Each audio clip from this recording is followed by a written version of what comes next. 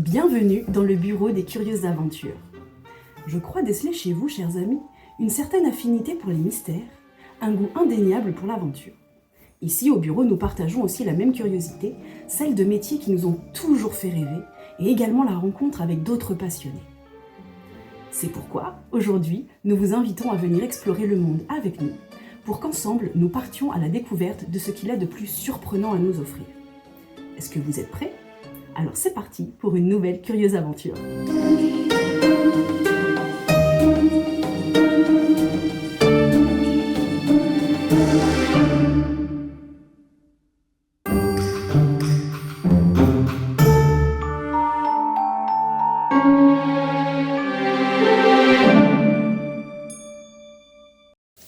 Aujourd'hui, nous sommes en route pour changer de décor.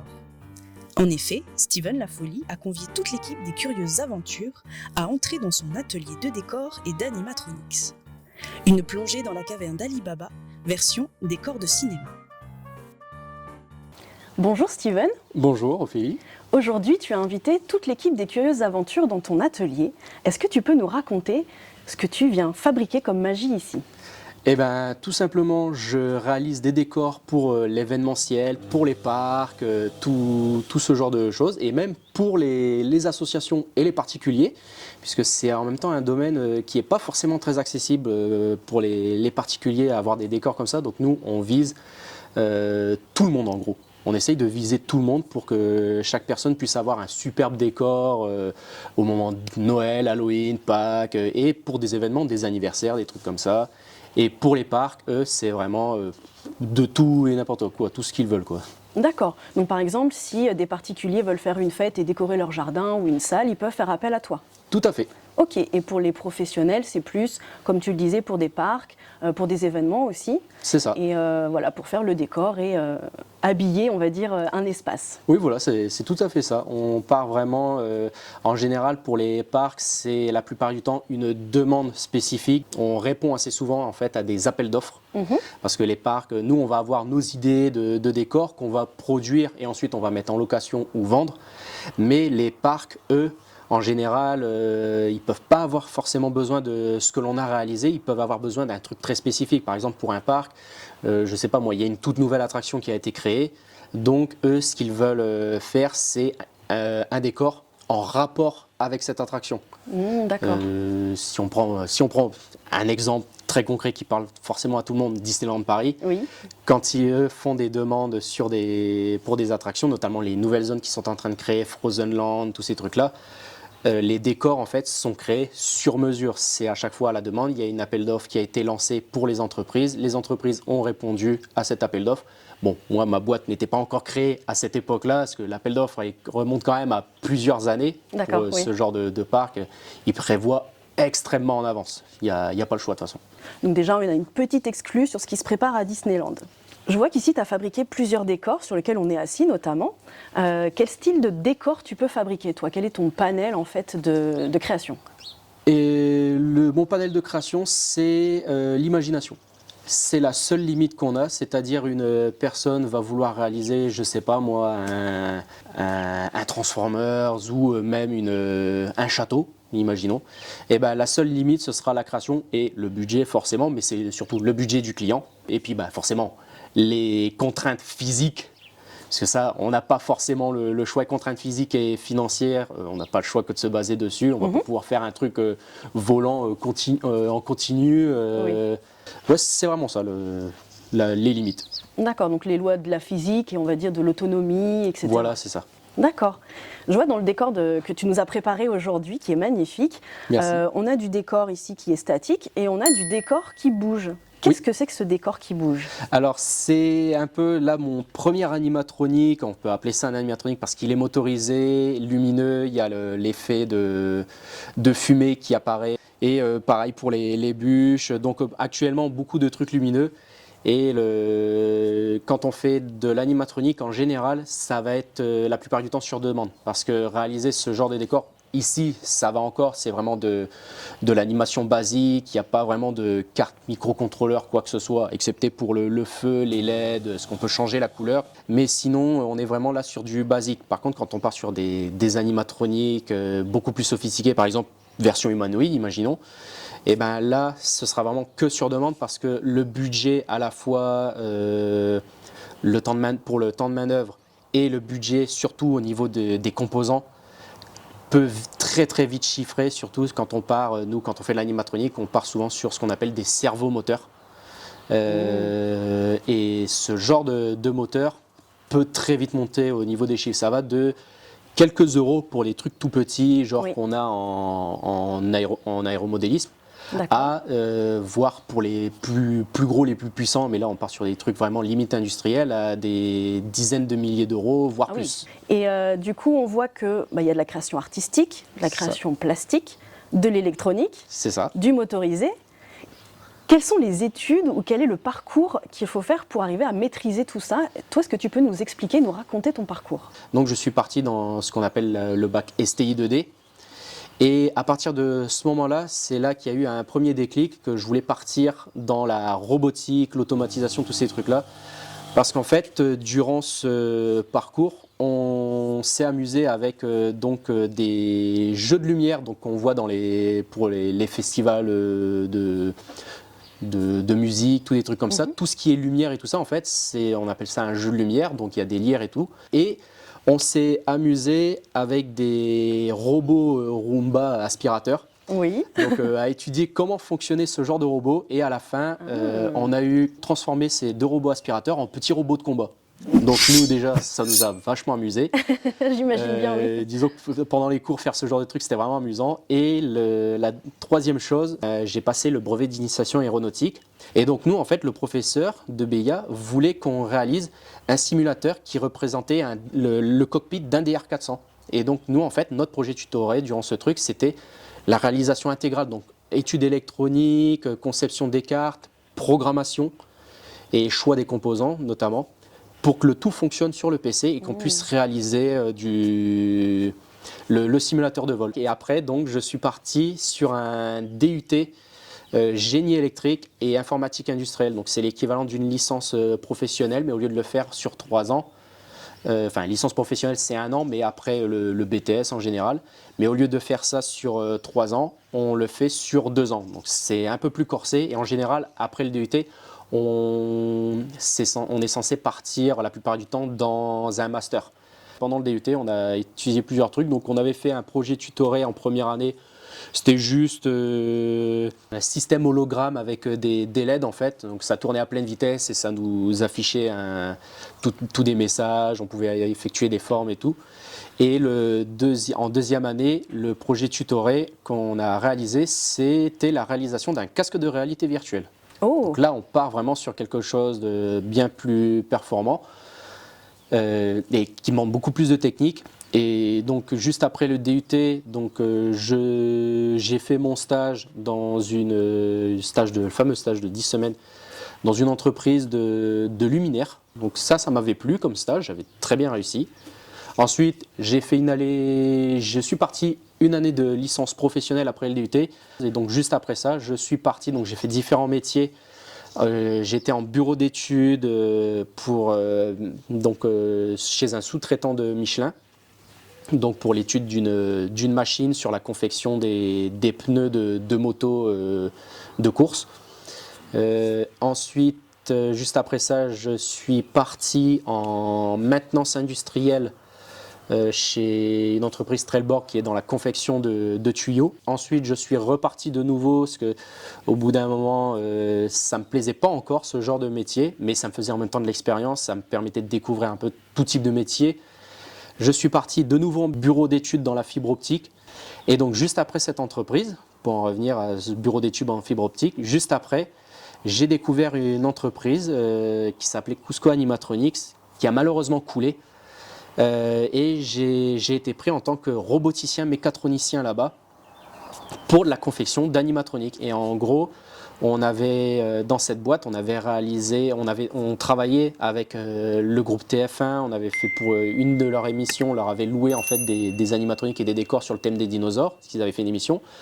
Le Fort Boyard, donc sur France Télévisions, pour le Fort Boyard, celles et ceux qui regardent encore les épisodes aujourd'hui, il y a une épreuve qui s'appelle le Rodéo Dino.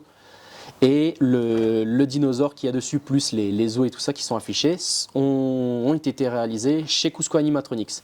Ouais, vraiment de tout. Et là, par contre, ça a été l'extase parce qu'en gros, c'était un peu on a tel décor à faire, vous avez carte blanche. Et en plus de ça, dans la boîte, c'était une toute petite boîte. J'étais le seul roboticien mécatronicien. On avait le collègue avec qui je bosse actuellement qui était plasticien et les commerciaux et tout ça. Donc vraiment, c'était une toute petite boîte de 8 personnes au total. D'accord. Environ. Donc vraiment, c'était la meilleure expérience que j'avais. En gros, les gens me demandaient qu'est-ce que tu fais dans la vie comme métier. Moi, je leur répondais, je fabrique des dinosaures. Donc ça envoie du rêve quand même. Voilà, c'est ça, c'est que ça envoyait du rêve et les gens se disent ah bon, mais à quoi ça consiste? Je leur ai expliqué, voilà, je fais des trucs pour les parcs, des décors pour des chaînes de télé, des événements, des trucs comme ça. Et les gens se disent mais c'est trop bien en fait, je fais carrément. J'ai décidé moi de mon côté, tous les employés qu'on était, une grosse majorité, on a décidé de recréer nos boîtes avec chacun notre activité. On a le collègue commercial qui lui a son salon arcade, en plus de ça, un café avec tous des bornes d'arcade, des trucs comme ça. Il fait de l'événement, de la location. On bosse avec lui, c'est un peu notre commercial. Il va nous chercher, lui, les clients. Comme ça, ça nous permet de nous concentrer sur la création de décors. D'accord. Et là, tous les décors que tu as pu voir dans cet atelier, en fait, on a réalisé tout ça en 1 an de temps. C'est quand même rapide. Ça a été assez rapide parce que quand on regarde avec le peu de moyens qu'on a, ce qu'on a réussi à réaliser, c'est les budgets peuvent très vite monter. Genre le chaudron, on part quand même sur du matériel avec polystyrène, la résine. La résine va coûter assez cher. On va être sur 300-400 euros de matériel à l'intégrale, mais juste de matériel pour réaliser le chaudron, voire plus même. Oui, et donc, sans compter la main-d'œuvre. Voilà, là, la main-d'œuvre en plus, là, on a eu 3 mois de travail dessus pour réaliser le chaudron. Donc, c'est énorme. Les citrouilles, elles, on les fait un peu en série. C'est-à-dire, dès qu'on va en démarrer une, on ne va pas en démarrer qu'une. On va en démarrer 7, 8, voire même le plus gros qu'on ait fait, c'était 10 citrouilles en même temps. D'accord. Et c'était en général des petites et des moyennes. Quand je dis des moyennes, c'est comme celle qui est juste à côté de moi ici. Et les grosses, ce sont celles, par exemple, sur lesquelles on est assis. Toi, tu es assis justement sur la plus grosse qu'on ait réalisée. Et là, comme on peut voir sur les décors derrière, les nouvelles qui sont en train d'arriver. Donc on a la toute petite qui est arrivée juste ici, c'est la petite dernière, lumineuse. Donc c'est les premières entièrement lumineuses avec cet effet de flamme à l'avant. Et les 2 autres en fait, qui sont beaucoup plus grosses. Donc la première ici, qui fait le même diamètre sur laquelle tu es assise, donc 1,20 m de diamètre. Et par 1, 2, 3, 4, 5, 6, 7, 70 de haut.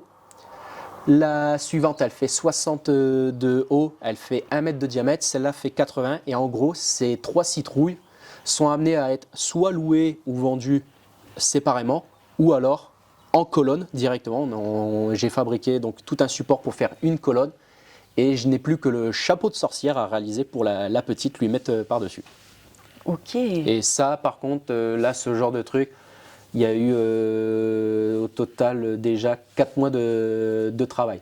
Sachant que quand je dis 4 mois, 3 mois, en fait, certains décors, on réalise un peu tout en même temps parce que le temps de séchage pour certaines structures, on s'occupe nous allons nous occuper de réaliser d'autres décors en fait. D'accord. Et justement, qu'est-ce que tu utilises comme matériaux pour fabriquer tout ça? De tout et n'importe quoi, on va dire. Ok. À la fois donc du polystyrène en grosse majorité, par exemple là pour les citrouilles, on va prendre le polystyrène, on va le sculpter à la main. On essaye de trouver des méthodes, on se fabrique des petits outils directement pour aller beaucoup plus vite, pour rentabiliser quand même le prix des citrouilles. Mais ça prend énormément de temps, donc on essaye d'optimiser tout ça. Donc le polystyrène, ici pour les citrouilles, on a fait des tests et on a trouvé le rendu vraiment sympa. Au lieu de partir sur de la résine, on est parti sur du silicone. Alors, par rapport à la résine, en fait, on a compté, ça nous coûte un peu plus cher. Parce qu'on fait teinter le silicone en plus de ça.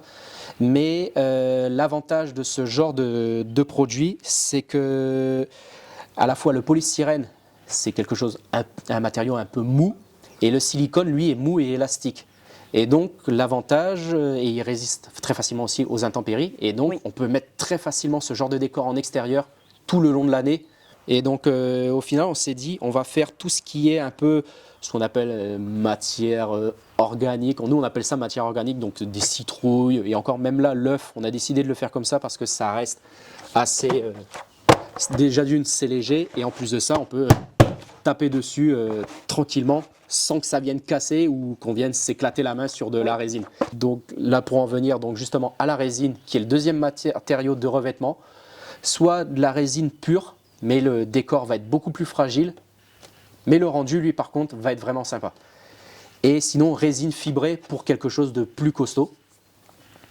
Ensuite, on a certains décors, quand on veut que ce soit une imitation bois, alors soit on va utiliser polystyrène résine pour le bois, on ne va jamais faire polystyrène silicone, parce que le rendu n'est pas top pour imiter du bois. Mais ça, c'est seulement si on veut quelque chose de léger. Après, sinon, en majorité, pour le bois, du bois. Est-ce que tu peux nous expliquer quel est ton processus dès l'instant où toi tu as une idée, tu as une envie de faire un décor, ou tu as une commande, on te dit voilà on voudrait telle pièce. C'est quoi ton processus, par quelles étapes tu passes pour arriver de cette idée jusqu'à la matière et la réalisation concrète? Alors pour les idées en général, bon, sauf les citrouilles, ça a été assez... des citrouilles basiques comme celle-ci auxquelles il n'y a pas de visage, on va prendre exemple sur des vraies citrouilles et surtout beaucoup de citrouilles un peu fantaisistes sur internet, mais on se définit un peu nos tailles. Sinon, en général, quand on a une idée, on note et ensuite on va commencer à faire des petits croquis vraiment vite fait. Même notamment, par exemple, certains décors, quand on a une idée pour un décor, on va l'imaginer, mais on va aussi l'imaginer par exemple pour si on réalisait un point photo complet. Et puis il y a peut-être aussi un côté technique, cahier des charges à réaliser pour dire voilà, si c'est justement un animatronique, il va falloir inclure peut-être de la motorisation, l'électronique. C'est ça. Il faut chiffrer, il faut noter. Est-ce qu'on veut que ça bouge dans un sens, dans l'autre? Voilà, c'est ça. Voir aussi si c'est solide au niveau du socle. C'est ça, la solidité. Et justement, pour revenir sur ce truc-là, donc au cahier des charges, ce qu'il faut savoir, c'est que notre domaine, dans la réalisation de décors, c'est un domaine qui va toucher ensuite le public. Donc qui va accueillir du public. Donc on a des normes strictes à respecter. Et en gros, ce qu'il faut, c'est que tous nos décors soient ignifuges. Le seul défaut qu'on a, c'est par exemple comme là, des chaises comme ça, pour des décors, tout ce qui est tissu, c'est le seul problème. Donc on est obligé forcément d'appliquer un produit entièrement ignifuge. Une autre contrainte, tout à l'heure, quand on parlait les seules limites, c'était l'imagination, le budget et la physique. C'est aussi une des contraintes supplémentaires, c'est la sécurité, donc norme ignifuge. Et quand on réalise des structures, par exemple, sur lesquelles les gens puissent monter, les structures, par exemple en acier, il faut qu'elles soient extrêmement robustes. Oui, parce que là, on voit qu'il y a des décors qui sont quand même de taille petite, moyenne, mais ça peut être des décors qui peuvent être très, très grands. Voilà. Du coup, tu me disais que tu utilises beaucoup de polystyrène pour toutes tes créations. Comment tu fais pour te fournir en grosse quantité et qu'est-ce que tu fais des chutes? Parce que j'imagine bien que quand tu vas sculpter, comme là, les citrouilles ou l'œuf, par exemple, tu dois avoir des chutes. Qu'est-ce que tu en fais après de tout ça? Alors, où est-ce que je vais me fournir pour le polystyrène? Je vais en général les grossistes de bricolage, des trucs comme ça, notamment, on va dire, Point P, Gédimat, tous ces trucs-là, qui eux vendent des grosses quantités de polystyrène, notamment pour l'isolation. Et ensuite, tout ce qui est chute, soit ce qu'on fait, c'est on les broie pour en faire des billes, parce qu'au lieu de les balancer, si on devait balancer ça déjà écologiquement, c'est pas forcément top. Et donc nous, on préfère en faire profiter, que ça profite à nous comme aux personnes. On revend en fait par sac de 100 litres le polystyrène que l'on vient broyer en billes pour faire soit de l'isolation de maison, car beaucoup d'entreprises utilisent aujourd'hui du polystyrène projeté, et aussi pour du rembourrage. Là par exemple, j'ai une personne qui vient me chercher 5 sacs pour faire elle est couturière cette personne, et en fait elle fabrique des poires et des poufs, des trucs comme ça, et elle rembourre le tout avec du polystyrène à l'intérieur. Et pour me fournir aussi, ce qu'on fait, c'est que j'ai par exemple mon voisin qui lui travaille dans le bâtiment, et pareil, lui le problème qu'il a, c'est quand il fait de l'isolation, il doit balancer à chaque fois, il doit toujours balancer son polystyrène. Sauf que jeter du polystyrène, pour des entreprises notamment, c'est payant. En échange, moi, de sacs de polystyrène broyés en billes, pour de l'isolation, quand il a des clients qui veulent de l'isolation mais projetée. Projeté, oui. Et ben en fait, lui nous ramène ces grosses chutes parce que parfois il y a des gros morceaux. Moi, j'ai une question un peu curieuse, Oui. parce que je suis une grande curieuse moi-même. Quel est le projet que tu as préféré réaliser, sur lequel tu as préféré travailler? Il y en a 3. Le chaudron, le gouvernail et le 3e, c'est pour Asmodée, donc le revendeur de jeux de société qui font les cartes Pokémon et tout, qui est en fait pour le Festival international des jeux de Cannes, qui a eu lieu cette année en février, pour leur scène du loup-garou. Ils nous avaient acheté, c'est un panneau en fait, bienvenue à Tierce-Lieu, avec le logo génial. du loup-garou.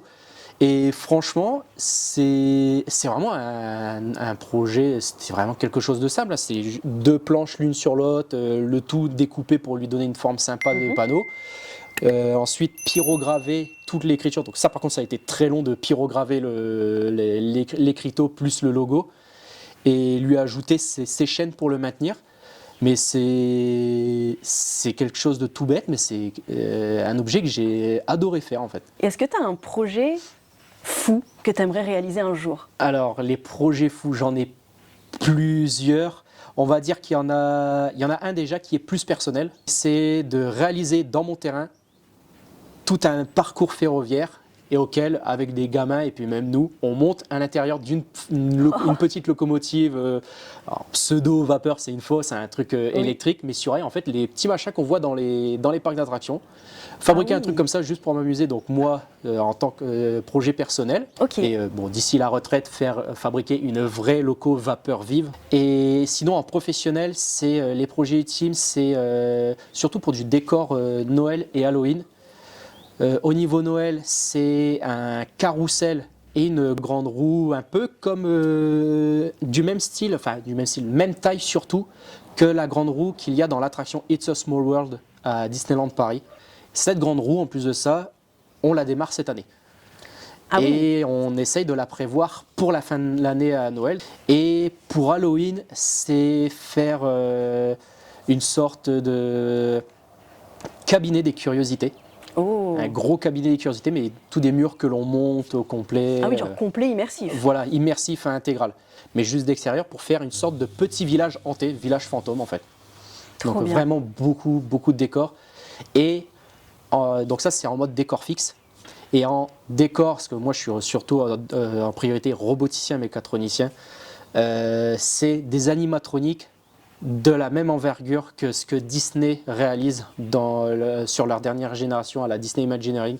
Ce même genre d'animatronique ultra poussé avec des mouvements limites, les mêmes mouvements que je suis en train de faire là actuellement quand on parle. D'accord. Ce genre de mouvement. Et Donc on a c'est- hâte de voir c'est tout ça. surtout ça. Ouais, c'est super tous ces projets. Franchement, oui, j'ai hâte de les réaliser. Et en ce moment, tu travailles sur un projet en particulier? Actuellement, oui, on commence, donc là, on est en avril et ça fait depuis début mars qu'on est en train d'attaquer en fait la création des décors de Noël et notamment là, pour la fin de l'année, on a eu une réservation pour un point photo et sur ce point photo, il y a un bonhomme de neige d'environ 1,50 m à fabriquer, alors sans le chapeau, les 1,50 m, et 2 bûches assises pour réaliser ensuite tout le point photo complet avec des sapins qu'on achètera, plus fabriquer tout un sol. Mais on a ces fameuses bûches assises et ce bonhomme de neige résiné, le tout sera résiné D'accord. à réaliser. Et que je peux même te proposer d'aller sculpter ça Eh ben, ce sera avec grand plaisir. pour voir. Ça permettra de voir en fait directement le début d'une réalisation. Ah, super. C'est prêt à être sculpté. Donc voilà. Génial. Eh ben, on va s'y mettre. Eh ben, pas Et de puis souci. ça tombe bien parce que je voudrais un bonhomme de neige. C'est le moment pour moi de passer à l'action et de participer à la création du bonhomme de neige. Ayant fait quelques stages et expériences professionnelles dans le milieu des spectacles, notamment à Disney, dans des opéras et dans d'autres ateliers de costumes, cette partie m'a toujours intriguée, les décors. Aimant énormément la création d'univers et l'immersion en décoration, je suis curieuse de découvrir l'envers du décor. Revenons à nos matériaux. Steven, après m'avoir équipé, est sur le point de m'expliquer son procédé Et par chance, il accepte que mes petites mimines débutantes, mais néanmoins avides de tests créatifs, approchent son travail. On le remercie pour sa confiance et c'est parti! Alors, pour commencer, ce qu'on va faire là, c'est qu'on a un bonhomme de neige à 3 boules à réaliser, qui fait environ 1,50 m.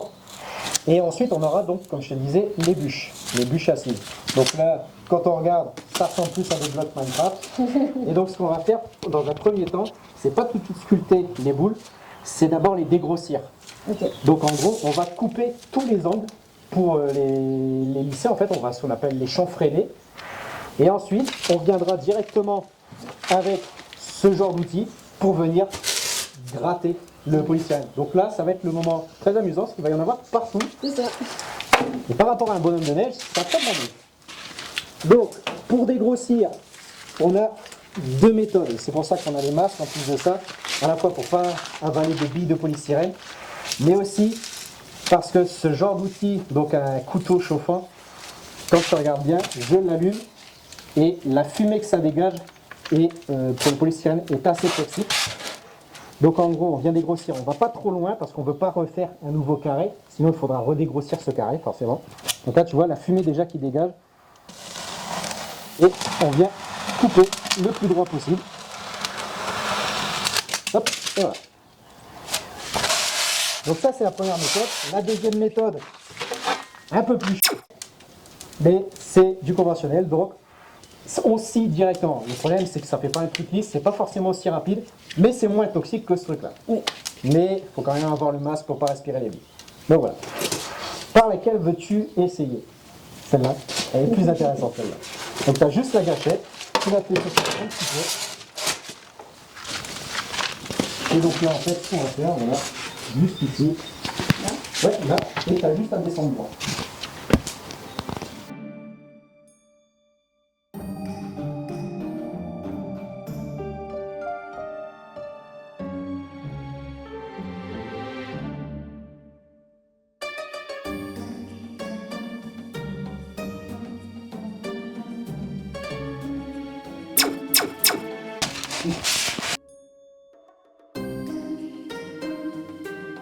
Bon, pour le Comme ça. Donc comme ça, et là en fait ce que tu peux faire c'est directement prendre en fait là depuis ton angle ici et ton angle qui est juste là par rapport à ta plaque, et hop.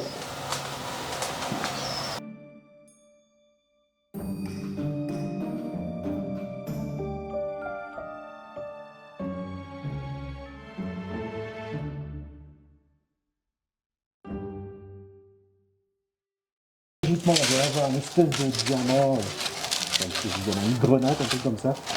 Et donc là maintenant, ce qu'on va faire, c'est qu'on va casser ces angles-là.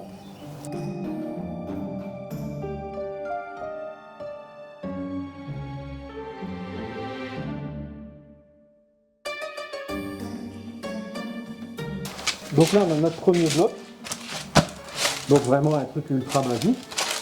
Qu'on viendra sculpter tout à l'heure avec les différents outils, notamment les trucs pour cheveux. Là, ce qu'on va faire, c'est s'attaquer à celui-là, sauf que tu remarqueras, la lame, elle n'est pas assez longue. Et donc, justement, ça, c'est le problème.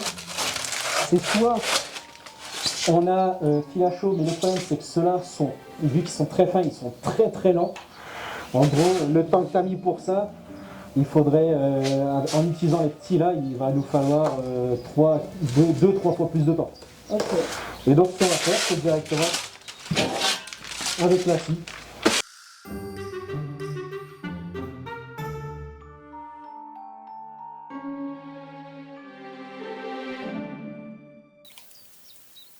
Est-ce que j'ai galéré?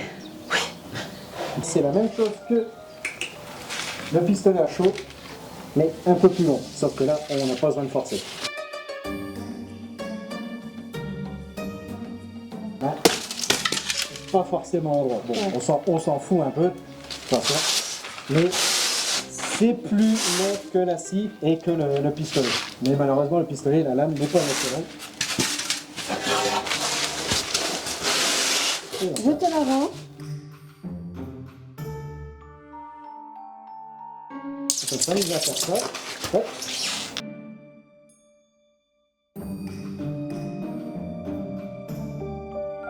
est-ce que tu veux l'essayer avec l'arrondi?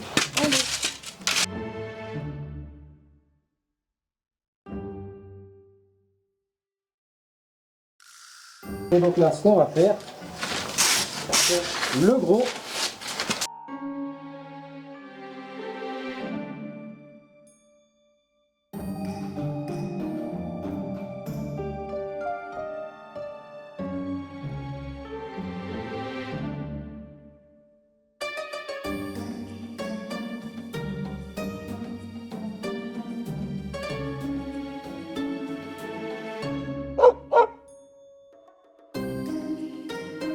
Et là, maintenant, on n'aura plus qu'à faire en angle. Donc, je peux t'amuser directement à le faire en arrondi.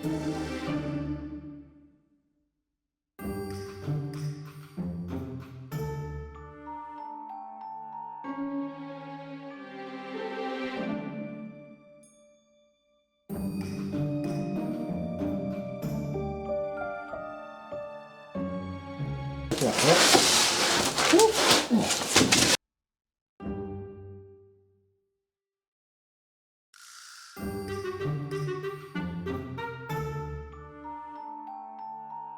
chaque extrémité, chaque sommet des boules, en fait, doit le rendre totalement plat pour pouvoir les empiler facilement les unes sur les autres. Donc pas vraiment de dimension exacte pour le faire, mais ce qu'il faut c'est, par exemple, notamment la première et la deuxième, il ne faut pas qu'on les attaque, ça fasse entièrement une boule. Quoi. Une base plane. Voilà. Pour le sculpter, il n'y a rien de plus simple. Il vient ici, la presser.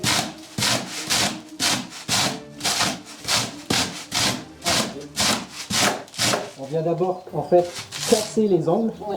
Et une fois que c'est fait, on peut venir sculpter tout le reste. C'est pour ça, comme je te disais, au bout d'un moment, voilà.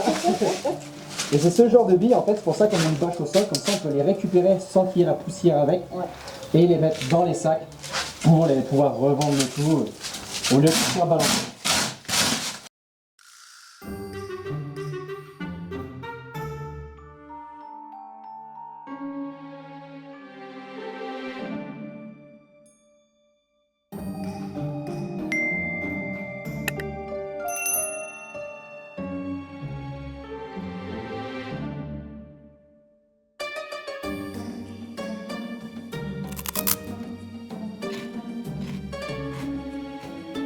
De toute façon, comme on dit, quand on fait un bonhomme de neige, c'est pas une boule parfaite. C'est ça. Donc là, ce qu'on va faire, comme la petite, on va dégrossir les grosses. Et donc en fait, pour le dégrossir, on va le faire tout simplement à la scie.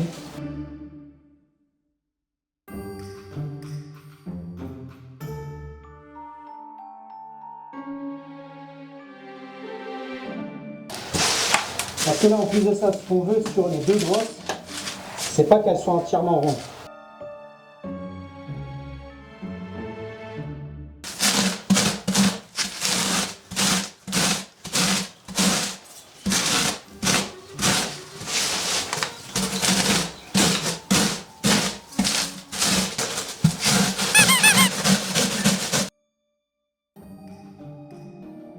Allez, pas mal.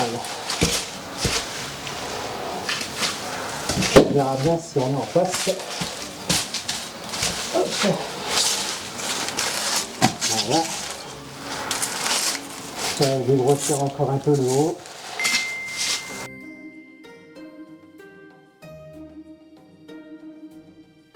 On voit bien la radie, il commence à être vachement bien.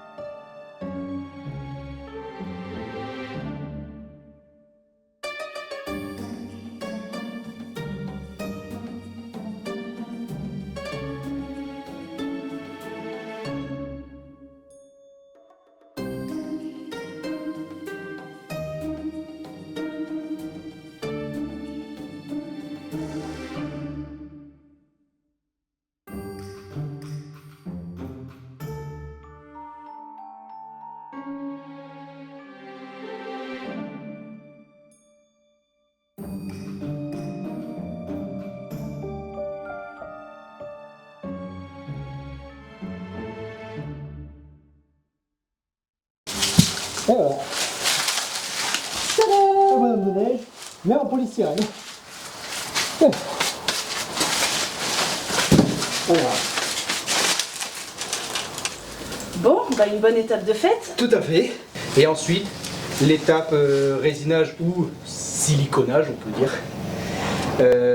Donc c'est le revêtement final de la structure.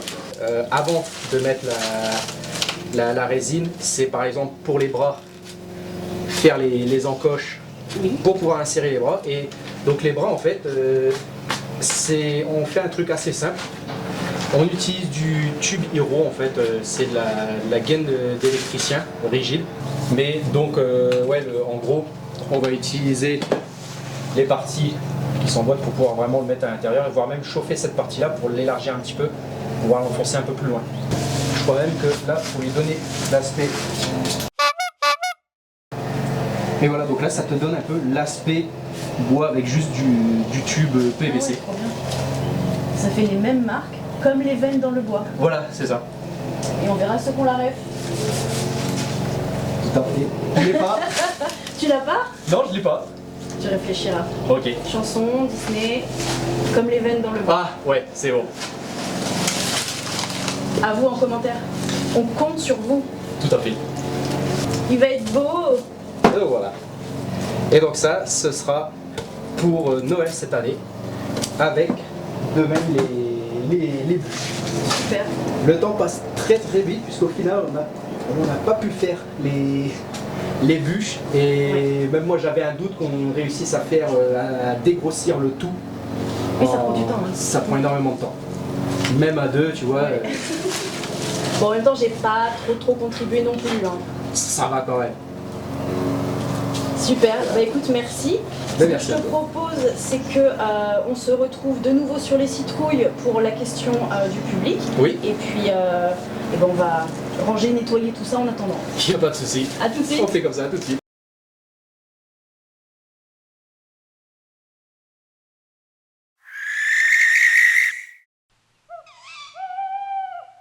C'est maintenant l'heure de la question du public. Et sur notre compte Instagram, on laisse les curieux et les curieuses qui nous suivent nous poser des questions en lien avec l'invité du jour.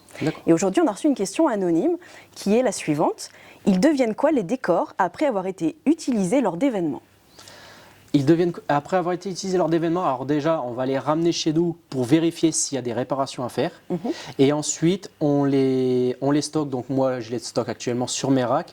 Et soit on les remet en location, et histoire de faire tourner notre stock aussi, parce qu'on est quand même vite limité. Moi, les racks se remplissent très très vite, vu qu'on fait des décors un peu surdimensionnés. Oui. Et ben en fait, pour faire tourner le stock, une fois dans l'année, on organise en fait une vente de nos décors pour 3 fois rien au niveau des prix. Au lieu de les avoir terminés en fait au début puis de les vendre une fortune, par exemple la grosse citrouille sur laquelle tu es assis, si on s'amuse à la vendre et encore on compte pas vraiment nos heures dessus, mais on la vendrait 600 €, donc on la vend pas vraiment par rapport à nos heures.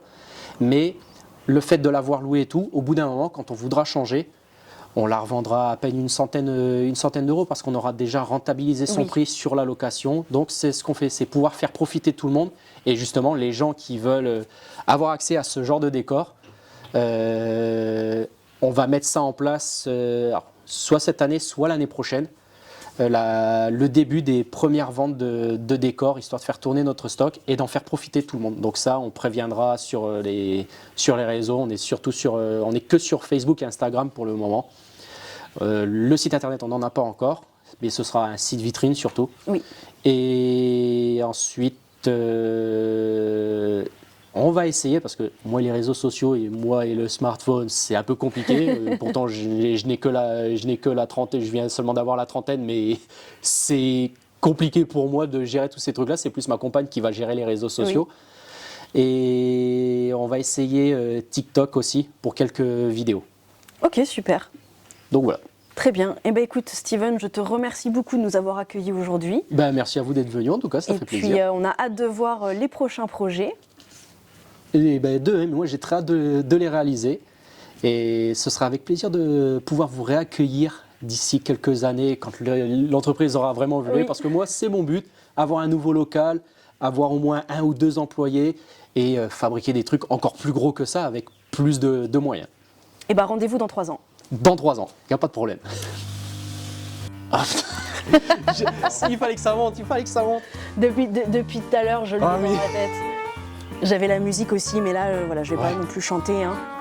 Putain, mais en plus, le truc, je voudrais un bonhomme de neige, j'ai même pas monté alors que j'arrête pas de parler de Disney depuis tout à l'heure. Bah oui, c'est pour ça. Je suis ton père. On étouffe. Je vais faire un autre bras.